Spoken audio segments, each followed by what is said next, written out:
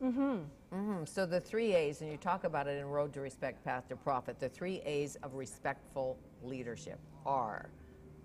Accessibility, availability, accountability. And actually, one more I'd like to add is authenticity. So what we want in terms of leadership is we want a leader who forms relationships with their team members on an individual basis. So really makes an effort to get to know who they're working with, lets that person know what the expectations are, how the working relationships are going to work, what the behavioral expectations are. If they have a problem, here's what you need to do. If this happens, here's what you need to do. And when they say my door is always open, it has to really be open. It can't be, well, my door's always open, but I really don't have any time for you. It has to be, I'm available to you, I'm accessible, I'm here to support you, and I'm authentic. I do care about you. I'm interested in you.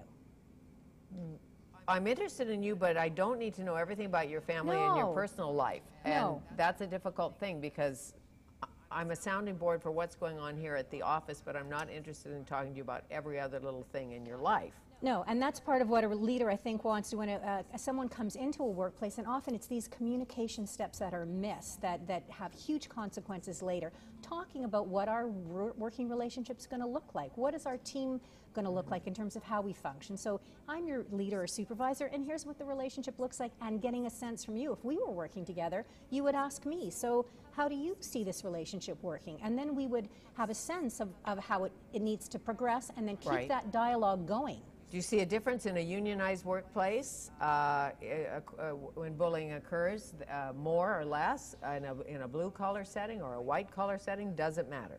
I mean, I think there's some differences. Sometimes in a unionized environment, you'll have personal harassment language in a collective agreement, and it's more of an obligation to deal with the issue because bullying often comes in as personal harassment. Sometimes in more blue-collar environments, it's more of the traditional kind of bullying that we see, the, name-calling, inappropriate jokes, exclusion, possibly yelling, screaming. I've seen a lot of that, swearing, a la Christian Bale, what we saw recently on the internet. Swearing, sexism, that sort of thing. Racism. And in an office environment, you can have that. I've had heard a story of a senior executive who, yelled and screamed, in one case picked up a chair and threw it across the room in a meeting. And that's certainly enough to create a really fear-based environment. But again, it depends on, in an office environment, it can be covert, but I would say I found both types in both situations. To me, it's cultural. What does a fear-based environment cost a company? I think a fear-based environment costs, the estimates we have here in Canada are $20,000 per employee per year. I just read a statistic in the United States, $64 billion lost in terms of just professionals and managers that are leaving because of workplace unfairness.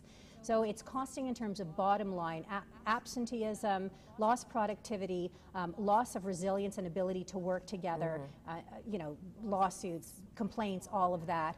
And then just the time loss, because when individuals are bullied at work, they spend up to 52% of their working time dealing with the effects of the behavior. So we want engaged employees. We don't want them engaged in thinking about how do I cope with the bullying. We want them engaged on what they're here to do, and you want to attract new employees who want to work at the company that makes that list. Whoever compiles that list, the 10 best companies to work for in Canada and the United States. Absolutely. How to get on that list as a company, as a leader. Right. And we have so much more information out on the internet now, just since even the book came out. Right. There's a couple of sites that I've been made aware of. eBoss Watch, Great Place Jobs, which is a job site that only features companies that are democratic and have good people practices. So employees have a choice when they're looking for work. They're much more empowered because of the value of the internet and the communication we get through there. Most companies today, big ones, have words on the wall and pictures and yoga, bright light coming in, all of that. But that doesn't necessarily mean the culture is... No, it doesn't. Pleasant. No, I've seen lots of situations and worked in lots of situations where they have the big posters. It's not about having words on a piece of paper or posters. It's about seeing those values translated into every behavior in the workplace.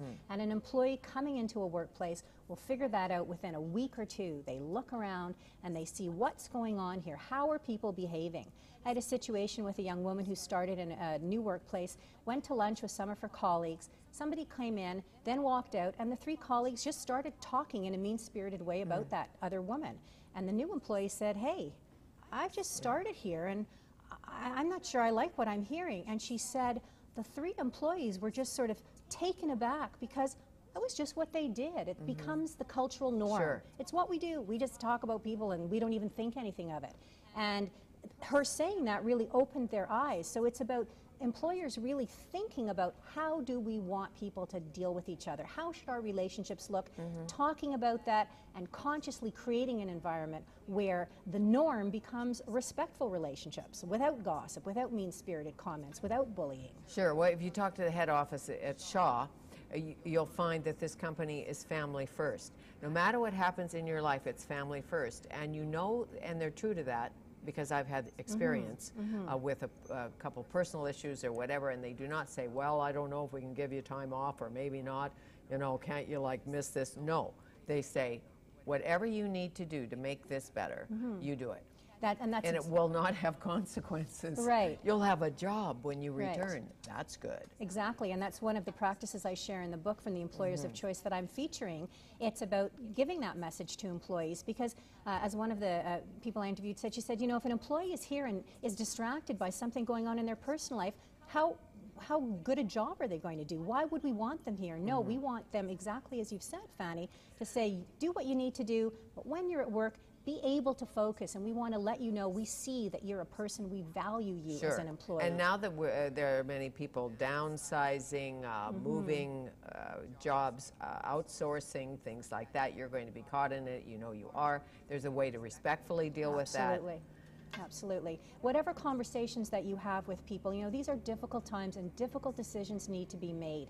There's still a way to let people go from a job to leave and still leave with their dignity intact, to feel that they're still valued.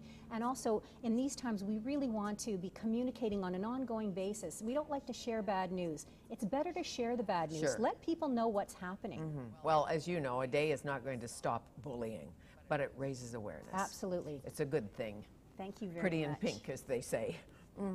Erica Pinsky, Road to Respect, Path to Profit, How to Become an Employer of Choice by Building a Respectful Workplace Culture.